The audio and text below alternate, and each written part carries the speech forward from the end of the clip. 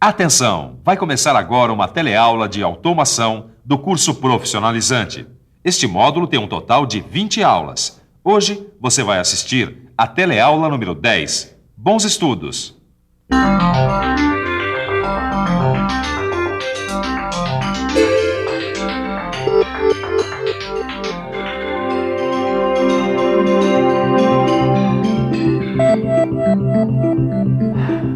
Você é um super companheiro, eu acredito em você, mas assim não é possível. Você está perdendo a memória. Eu tenho certeza que eu te passei todas aquelas informações. Agora, onde é que você botou? Você não está lembrando de nada mesmo? Ô mano, tá louco? Tá falando sozinho? Não, Torquato, ainda bem que você chegou. Eu estava perguntando para o nosso amigo aqui onde é que ele escondeu aquelas informações sobre microcomputadores. Não, eu lembro. A gente guardou num arquivo chamado micro que deve estar aqui no Word. E é justamente isso que a gente vai ver na teleaula de hoje. A gente vai entender e conhecer melhor como os microcomputadores funcionam. A gente vai ficar sabendo que os microcomputadores têm uma parte física e uma parte lógica. Vamos ver que a memória dos computadores classifica-se em dois tipos e é muito importante para o funcionamento deles. E a gente vai ver também que o micro tem alguns componentes básicos e outros periféricos. Na teleaula de hoje, você vai conhecer algumas coisas técnicas dos microcomputadores. A primeira coisa que a gente precisa saber é que hardware é toda a parte física do computador. São os circuitos integrados de dentro, o monitor, o teclado, o mouse. O hardware é como se fosse o corpo e seus órgãos. Já o software é a parte lógica, que faz o computador funcionar. É o programa que está gravado na memória dele. O que o Mano está querendo dizer é que software é como se fossem os pensamentos, as decisões do microcomputador. Foi exatamente o que eu quis dizer. Microcomputadores de todos os tipos para várias finalidades. Nós vivemos numa época onde a interatividade entre pessoas e máquinas é muito grande. Os microcomputadores são circuitos eletrônicos que funcionam com sistemas digitais, ou seja, com 2 níveis de tensão, como a gente viu na nossa última teleaula. Os níveis de tensão têm um valor máximo, que é a informação 1, e um valor mínimo, que é a informação 0. O computador funciona sempre com esses valores para tomar as suas decisões. Esses valores são chamados de bits, dígitos binários. A gente já viu isso na última teleaula. Você lembra?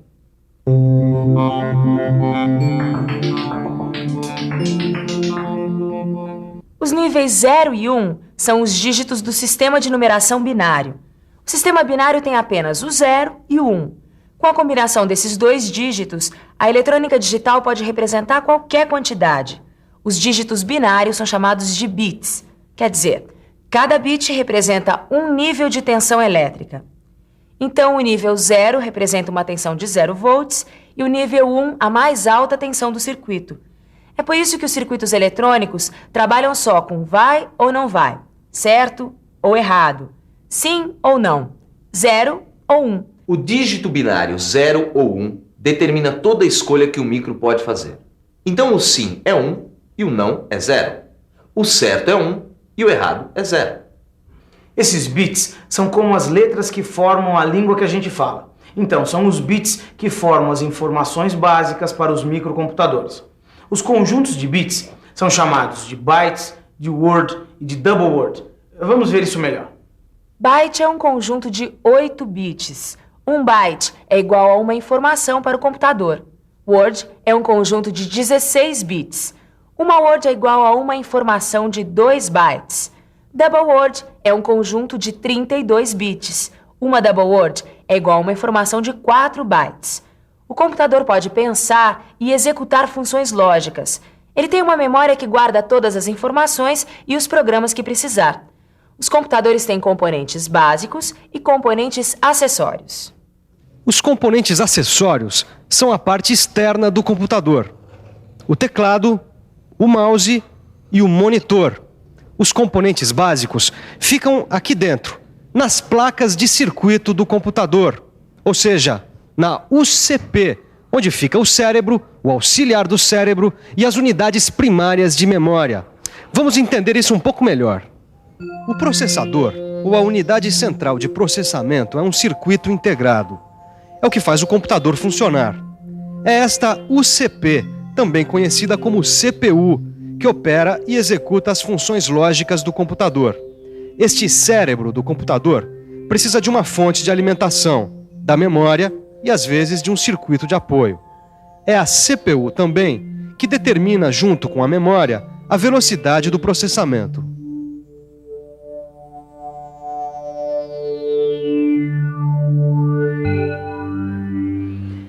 Essa velocidade do processamento que a gente acabou de acompanhar é medida em megahertz. Megahertz é uma unidade de frequência que indica quantas operações a CPU pode executar por segundo. Essa nossa CPU trabalha com Word, então ela tem o dobro de informações do que uma CPU que trabalha com bytes.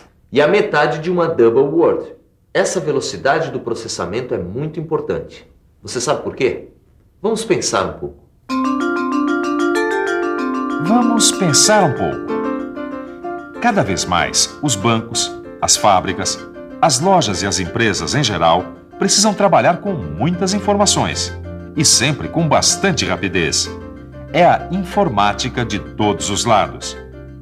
O computador central se comunicando ao mesmo tempo com vários terminais.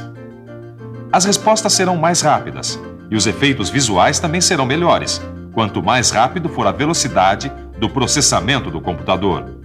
Mas a velocidade do processamento do computador também pode ser aumentada para aplicações gráficas e cálculos aritméticos e lógicos mais complexos. É com o coprocessador aritmético instalado no microcomputador que a velocidade do processamento pode ser aumentada para outras funções. E aí o processador, a CPU, pode cuidar apenas do acesso às outras partes do computador e da interação dele com a pessoa que estiver usando o micro. No meu trabalho, eu uso muito o microcomputador. Jornalistas, escritores, professores, alunos e até médicos estão usando o microcomputador. Para mim, a parte mais interessante do computador são as unidades de memória. É claro que elas não se perdem quando a gente desliga a fonte de alimentação do computador. As unidades de memória se classificam em primárias e secundárias. Ah, tá aqui. Bom, primeiro nós vamos ver como é essa tal de unidade de memória primária. As memórias primárias podem ser do tipo RAM e do tipo ROM. As memórias RAM e ROM, ou seja, as unidades de memória primária, são circuitos integrados que ficam dentro do gabinete do microcomputador. Esses circuitos são capazes de armazenar milhões de bits. As informações do computador ficam na memória e são processadas pela CPU. Ah, Torquato. É por isso que a velocidade do processamento não depende só da CPU. Depende também da memória. É, exatamente. O tempinho que o computador deixa a gente esperando é justamente o tempo que ele demora trocando informações com a memória. Portanto, quanto mais rápido for a memória, mais rápido será o processamento do nosso amigo. Vamos ver melhor o que isso significa.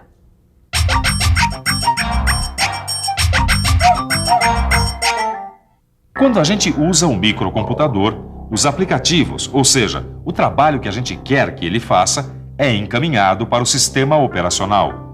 E o sistema operacional faz com que a unidade central de processamento, a CPU, comece a trabalhar. Aí, esse processador vai buscar as informações nas unidades de memória. Ah, agora sim. Estava faltando a unidade de memória secundária. Vamos ver como essa supermemória funciona? As unidades de memória secundária conseguem guardar uma enorme quantidade de informações. Essas unidades são magnéticas e por isso elas são mais lentas que as primárias. Quando um usuário do microcomputador quer um programa de memória secundária, para que essa operação não seja muito demorada, o programa deve ser copiado pela CPU na memória RAM. Aí a gente pode usar, mudar alguma coisa se precisar e depois guardar de novo nas unidades de memória secundária. As unidades de memória secundária são os discos flexíveis, mais conhecidos como disquetes, os discos rígidos, que estão dentro do micro, que são chamados de Winchesters. Temos também os CD-ROMs e as fitas DAT. Tudo que aparece na tela do micro, tudo que sai impresso no papel, são sinais que foram emitidos pela CPU através de dispositivos de entrada e saída. Preste atenção. São os dispositivos de entrada e saída que convertem os sinais digitais processados pela UCP em sinais na tela do monitor ou no que for impresso. Esses dispositivos são chamados de interfaces. Todo microcomputador recebe as ordens do usuário. Depois, o micro apresenta o resultado das suas operações, as informações, enfim, o trabalho pedido. As interfaces trocam esses pedidos e essas informações entre o meio interno e o meio externo do microcomputador. Obrigado. Bom, no final, eu acabei me dando um presente e um desafio. Eu não resisti e comprei um micro. Agora, como eu não sou rico e a coisa não é brincadeira, eu só comprei alguns periféricos, o teclado e o monitor, que são os dispositivos periféricos essenciais. Quem sabe no mês que vem eu não levo também uma impressora. Eu acho que esse foi um bom investimento. Agora você aí, invista no que aprendeu hoje e acompanhe a nossa revisão. E atenção, se liga aí que é hora da revisão.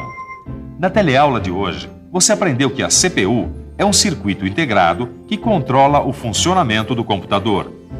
Você viu que é o processador e a memória que determinam a velocidade do processamento. Você viu também que os computadores têm unidades de memória primária e unidades de memória secundária. E por último, você ficou sabendo que são as interfaces que possibilitam a comunicação do usuário com o microcomputador. Ok. Tá na hora do nosso super micro descansar um pouco, porque hoje o dia só foi dele. Ele vai descansar e eu vou comer alguma coisinha, porque essa teleaula de hoje, pra variar, me deu fome. E olha que se come muito. A gente, além de comer, tem que estudar bastante. Porque, ó, a nossa memória não é como a dos micros, não, hein? Por isso que eu digo, tem que se alimentar. Tchau. Tchau.